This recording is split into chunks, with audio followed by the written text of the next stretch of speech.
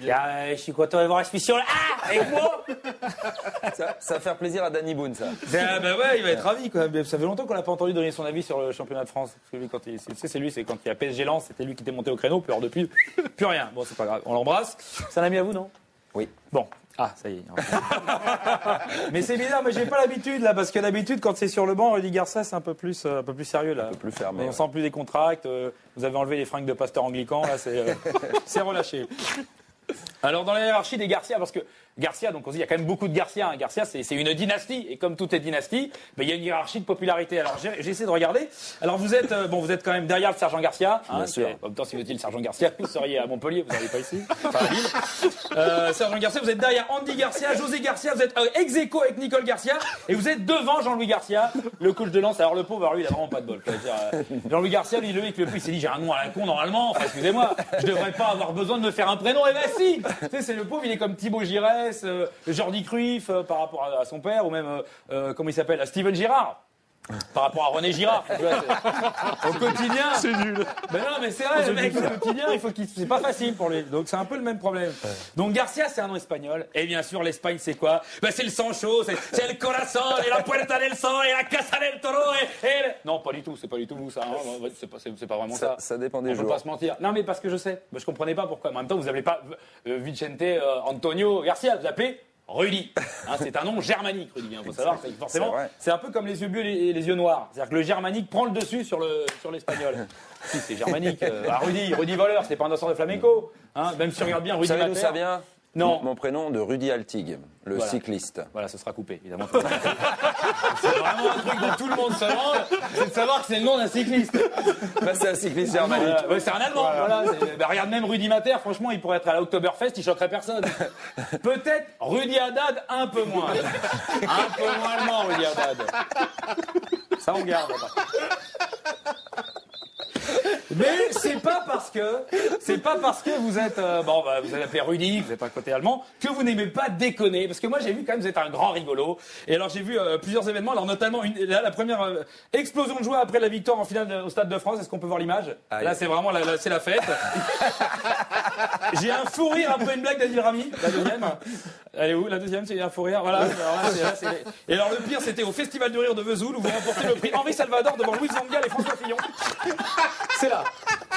Là, c'est vraiment, on sent qu'il y en a qui aiment bien se marrer. Donc, vous n'êtes pas trop vieux, vous n'êtes pas très vieux, et pourtant vous avez une belle carrière d'entraîneur, vous avez déjà passé pas mal de temps sur le banc, moins que Vikash, évidemment.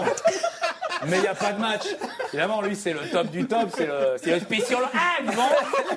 Même à un moment donné, j'ai cru que c'était un de vos confrères. C'est vrai, parce que tu le voyais tout le temps. J'ai même cru qu'il était président du Milan AC, parce qu'il était plus en tribune présidentielle que Gallieni, le mec.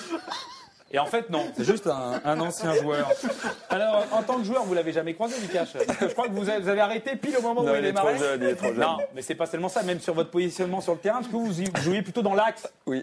Alors, si vous aviez été sur le côté, vous auriez près du vent, forcément. À un moment donné, tu débordes. Ah, salut Vikash! Tu continues, tu centres. Et puis, au moment d'une touche, c'est toujours l'occasion, il vous donne la balle. Ça va, ça se passe bien, les escarres, ça vient. Voilà.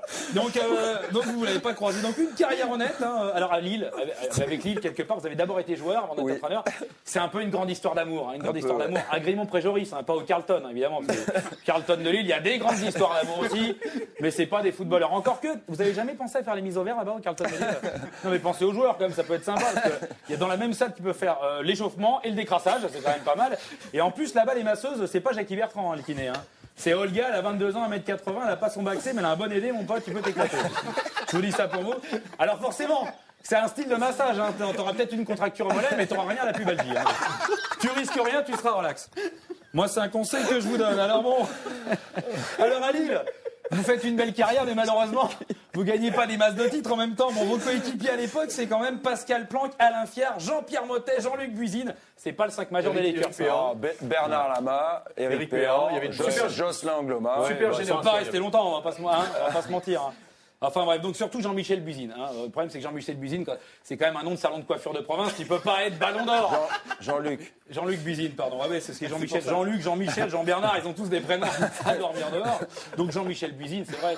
Tu vas te faire coiffer chez Jean-Michel Buisine. Jean-Luc. Merde, Jean-Michel. Jean-Luc Buisine. Voilà. Donc Jean-Luc Buisine, c'est vrai qu'imagine Cristiano Ronaldo, Léo Messi, Kaka, Jean-Luc Buisine, non. Même s'il met un triplé en finale de la Coupe du Monde, il ne l'aura pas. Ça sera à un moment donné, c'est un des critères. C'est vrai, toi qui as des copains chez France Football, Jean-Luc Buisine ne l'aurait pas eu. Bon bref, donc après, comme entraîneur, finalement vous faites une magnifique carrière. Alors vous passez rapidement par le Bayern de Moutarde et le Real Sociedad. Non, c'est quoi Dijon et Le Mans. Dijon et Le Mans. Pour finir au LOSC, avec qui vous avez été champion. Et c'est quand même fort, parce que quand même, le dernier qui a été champion avec Lille, c'est un mec qui a côtoyé Fontaine. Pas Justo, Jean Dolat. Donc rien que pour ça, la commission discipline vous Bolanchi et dit bonne chance à Rudy Barça. Voilà.